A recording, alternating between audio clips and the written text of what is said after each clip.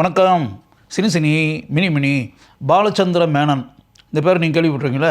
கேரள பாக்யராஜ் அப்படின்னு சொல்லிட்டு பொதுவாக இவரை சொல்லுவாங்க. இந்த கேரள பாக்யராஜ்ன்ற பேர் இவருக்கு எப்படி வந்துச்சு அப்படின்றத கொஞ்சம் ஆழமாக யோசிக்க வேண்டிய விஷயம். இந்த இடத்துல இதை நான் சொல்கிற காரணம் என்னென்னா, பாக்யராஜ் சார் இப்போ இறந்துட்டார்ல. இறந்த பிறகு மலையாள நாளிதழ் மாத்ருபூமி அதில் பாக்யராஜ் சாரை மனசுக்குள்ளே நினச்சி ஒரு கட்டுரை வந்துருந்துச்சு. அந்த கட்டுரையை எழுதி இருந்தவர் பாலச்சந்திர மேனன். பாலச்சந்திர மேனனை நான் சந்திச்சிருக்கேன், நேரடியாக சந்திச்சிருக்கேன், பேட்டி எடுத்திருக்கேன், அவர் கூட பேசியிருக்கிறேன். அப்போ பல விஷயங்களை பற்றி அவர் நான் கேட்ட கேள்விகளுக்கு பதில் சொல்லியிருக்காரு. இது பல வருடங்களுக்கு முன்னாடி நடைபெற்ற சம்பவம். அவரை நான் எடுத்த பேட்டி வண்ணத்திரை பத்திரிகையில் பிரசுரம் ஆனது அந்த காலகட்டத்தில். இது ஒரு பக்கம் இருக்கட்டும். பாக்யராஜ் சாரை பற்றி அவர் என்ன எழுதியிருக்காரு அப்படின்னா, சிகப்பு ரோஜாக்கள் படத்தை பாலச்சந்திர மேனன் பார்த்துருக்காரு சென்னையில் திரையரங்கில். பார்த்த உடனே சிகப்பு ரோஜாக்கள் படத்தில் கமலஹாசன் கூட அந்த ஹோட்டல் வெயிட்டராக பாக்யராஜ் வருவார்ல, அந்த காட்சி கமலஹாசன் கூட பாக்யராஜ் பேசக்கூடிய காட்சி. அதில் உதவி இயக்குனர் தான் பாக்யராஜ். அந்த படத்துக்கு வசனம் எழுதியிருக்காரு. அந்த காட்சியில் அவர் நடிச்சிருக்காரு. அப்போ கமலஹாசனை கிட்டத்தட்ட திருட்டன் பண்ணி பிளாக்மெயில் பண்ணி அப்படின்ற பேட்டர்னில் அந்த காட்சி வரும். அதில் கமலஹாசன் இவரை போட்டு தள்ளிடுவார். சிகப்பு ரோஜாக்கள் படம் பார்த்திங்கன்னா உங்களுக்கு தெரியும். அந்த காட்சியை பார்த்துட்டு பாலச்சந்திர மேனனுக்கு அந்த காட்சியில் பாக்யராஜ் எப்படி நடிச்சிருக்காரு அப்படின்ற அந்த விஷயம் இருக்குல்ல, அது பார்த்தோன்னா ரொம்ப இதாகிட்டாராம். என்ன இது அருமையாக பண்ணியிருக்காரு. ரெண்டாவது அவருடைய வாய்ஸ் ரொம்ப பெக்குலியராக இருக்கு, யூஸ்வல் வாய்ஸ் இல்லாமல் ரொம்ப டிஃப்ரெண்ட்டாக இருக்குது அப்படின்ற மாதிரி பாலச்சந்திர மேனனுக்கு பட்டிருக்கு. அந்த கட்டுரையில் அவர் அது எழுதியிருக்காரு. அந்த படம் பார்த்தேன், அந்த வாய்ஸ் எனக்கு பெக்குலியராக தெரிஞ்சிச்சு. அப்போவே எனக்கு பாக்யராஜ் ஒரு திறமைசாலி அப்படின்ற மாதிரி உணர்வு எனக்கு அப்போவே உண்டாயிருச்சு அப்படின்ற மாதிரி சொல்கிறாரு. அதுக்கு பிறகு பாலச்சந்திர மேனன் கேரளாவில் பாக்யராஜ் பேட்டர்ன்லேயே தான் அவரே கதை, திரைக்கதை, வசனம் இதெல்லாம் எழுதிட்டு கதாநாயகனாக நடித்து டைரக்ட் பண்ணி அப்படின்றது கிட்டத்தட்ட பாக்யராஜ் பேட்டர்ன் ஃபிலிம்ஸ் தான் அவருடைய படங்கள்லாம். அந்த மலையாள படங்கள்லாம் நான் பார்த்துருக்கேன். காரியம், நிசாரம், ஏப்ரல் 18 இப்படிலாம் படங்கள் ஒரு மலையாளத்தில் பண்ண படங்களாக இருக்குல்ல, பாக்யராஜ் பேட்டர்னில் தான் இருக்கும். பாக்யராஜ் அந்த ஆரம்பத்துலலாம் ஒரு கர்ச்சீஃபை நெத்தி அப்படியே இந்த இடத்துல கட்டியிருப்பார் தலையில். கிட்டத்தட்ட பாலச்சந்திர மேனன் ஆரம்பத்தில் அவருடைய படங்களெல்லாம் பாக்யராஜ் பேட்டர்ன்லேயே அந்த கர்ச்சீஃபை கட்டிக்கிட்டு அப்படி வருவார்.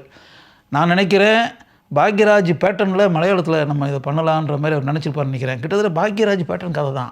ஃபேமிலி சப்ஜெக்ட்டு, காமெடி ஓரியன்டாக, ஹியூமர் சீன்ஸ்லாம் நிறையா இருக்கும். அதை வச்சு அப்படியே கலகலப்பாக ஒரு என்டர்டெய்னிங்கான ஃபிலிம்ஸு, ஆனால் குடும்ப கதைகள். பாக்யராஜ் இங்கே எப்படி படங்கள் குடும்ப கதையெல்லாம் பண்ணிக்கிட்டு இருந்தார், இதே மாதிரி பாலச்சந்திர மேனன் அங்கே பண்ணிக்கிட்டு இருந்தார். பாக்யராஜ் இங்கே எப்படி பெரிய அளவில் வெற்றி பெற்று மக்கள் விரும்பி பார்த்து அப்படின்ற மாதிரி பாக்யராஜ் நடித்த படங்கள்லாம், பாக்யராஜ் டைரக்ட் பண்ணுற படங்களெல்லாம் நம்ம பார்த்துன்ற மாதிரி இருந்துச்சுல, இதே பேட்டர்னில் கேரளாவில் இருந்துச்சு. பாலச்சந்திர மேனன் கதாநாயகன் நடித்து படம் டைரக்ட் பண்ணார்னா குடும்பத்தோடு அந்த படங்களெல்லாம் பார்ப்பாங்க. பாலச்சந்திர மேனன் படம் பண்ணுறாரு அப்படின்னால அதுக்குன்னு ஒரு ஃபேமிலி ஆடியன்ஸு கேரளாவில் இருந்தாங்க. அந்த படங்கள் ஃபுல்லாகவே வெற்றி படங்களாக அமைந்தன.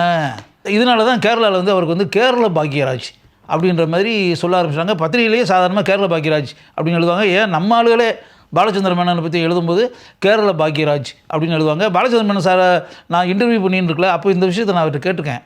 உங்களுக்கு கேரள பாக்யராஜ் அப்படின்ற மாதிரி ஒரு பேர் இருக்குது அப்படின்னு வரும்போது அவர் சிரிச்சுக்கிட்டே அதை ரசித்து கேட்டார் அப்படின்றது ஒரு பக்கம் இருக்கட்டும்.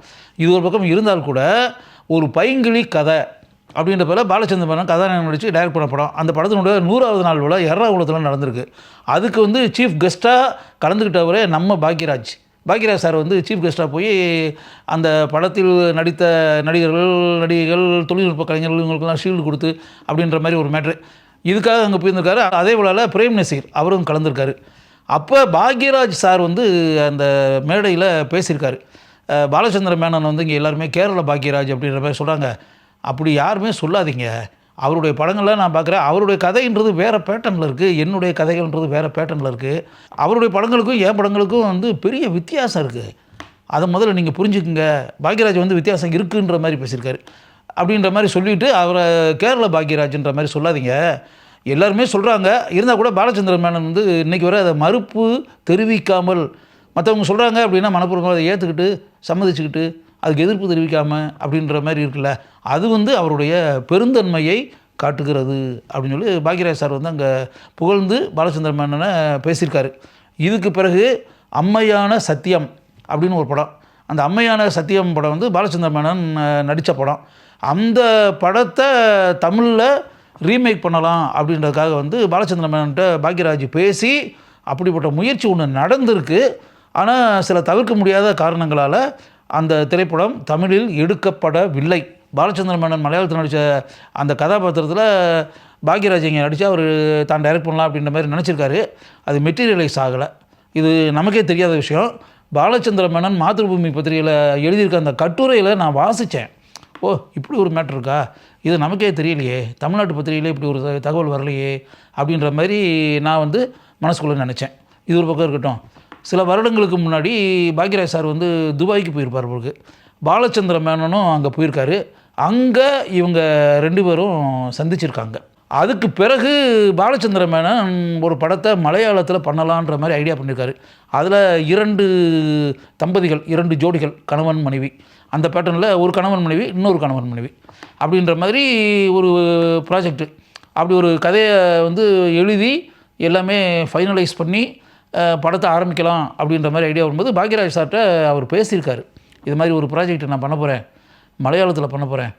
அதில் வந்து 2 ஜோடி வருது, ஒரு கணவன் மனைவி, இன்னொரு கணவன் மனைவி. அதில் வந்து இப்போ நான் நடிச்சுக்கிறேன், எனக்கு ஜோடியாக வந்து இங்கே இருக்கக்கூடிய நடிகை யாராவது போட்டுக்கிறேன்.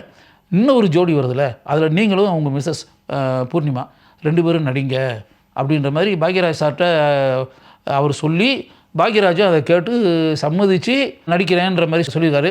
ஒருவேளை பாலச்சந்திர மேனன் மனசுக்குள்ளே நினச்சிருக்கலாம், மலையாளம் தமிழ் 2 வருஷனாக இப்போ எடுக்கலாம் அப்படின்ற மாதிரி நினச்சிருக்கலாம். ஏன்னா பாக்யராஜ் சார் இங்கே நடிக்கிறதுனால தமிழ்லையும் இருக்கட்டும் அப்படின்னு நினச்சிக்கலாம். பாலச்சந்திர மேனன் ஏற்கனவே சிவாஜி சாரை வச்சு ஒரு படத்தை டைரக்ட் பண்ணியிருக்காரு. பாலச்சந்திர மேனன் டைரக்ஷனில் நடிகர் திலம் சிவாஜி கணேசன் கதாநாயகனாக நடித்து அந்த திரைப்படம் பல வருடங்களுக்கு முன்னால் திரைக்கு வந்து மக்களுடைய வரவேற்பை பெற்றது. அதனால் அவர் ஏற்கனவே பாலச்சந்திர மேனன் தமிழில் ஒரு படம் டைரக்ட் பண்ணி அப்படின்ற அனுபவம் இருக்கிறதுனால பாலச்சந்திர மேனன் டைரக்ட் பண்ணக்கூடிய அந்த படம் வந்து 2 லாங்குவேஜில் இருக்கட்டுமே அப்படின்ற மாதிரி அவர் நினச்சிருக்கலாம். இருந்தால் கூட பாக்யராஜ் சார் இப்போ நம்ம விட்டு பிரிஞ்சு அப்படின்ற மாதிரி ஒரு சூழல் வந்துட்டதுனால அந்த காரியம் மெட்டீரியலைஸ் ஆகவில்லை அப்படின்றதில் வந்து பாலச்சந்திர மேனனுக்கு மனசுக்குள்ளே ஒரு கவலை. அந்த ப்ராஜெக்ட் வந்து டேக் ஆஃப் ஆகும், அப்படிப்பட்ட ஒரு நல்ல காரியம் நடக்கும் அப்படின்ற மாதிரி நான் மனசுக்குள்ளே பிளான் போட்டு வச்சுருந்தேன். அந்த காரியம் நடக்காமல் போச்சு அப்படின்றதில் எனக்கு உண்மையாகவே வருத்தம் தான் அப்படின்னு சொல்லியிருக்காரு. இதை தாண்டி இன்னொரு விஷயத்தையும் சொல்லியிருக்காரு. பாக்யராஜ் சார் பாலச்சந்திர மேனன் எப்போ பார்த்தாலும் மேனன் அப்படின்னு தான் கூப்பிடுவாராம். என்ன மேனன், எப்படி இருக்கீங்க, என்ன மேனன் உங்களை பார்த்து ரொம்ப நாள் ஆச்சே அப்படின்லாம் மேனன் மேனன் அப்படின்னு சொல்லிட்டு அவருக்குன்னு இருக்கக்கூடிய அந்த குரல் இருக்குல்ல, அதில் வந்து கூப்பிடுவாராம். இதை பாலச்சந்திர மேனன் சொல்லியிருக்காரு. என்ன அப்படின்னா, பாக்யராஜை நான் எப்போவுமே மேனன் அப்படின்னு தான் கூப்பிடுவார். இப்போ வந்து அவர் இறந்துட்டார். அவர் இறந்தால் கூட மேனன் மேனன் அப்படின்னு சொல்லிட்டு அன்பு பாசத்தோடு என்னை அவர் கூப்பிடுவார். அந்த குரல் இப்போ கூட என் மனசுக்குள்ளே கேட்டுக்கிட்டே இருக்குது. அந்த குரலை எத்தனை ஆண்டுகளானாலும் என்னால் மறக்கவே முடியாது அப்படின்னு சொல்லி பாலச்சந்திர மேனன் மாதృபூமி பத்திரிகையில் எழுதி இருக்கிறார். அந்த கட்டுரையை நான் வாசித்தேன்.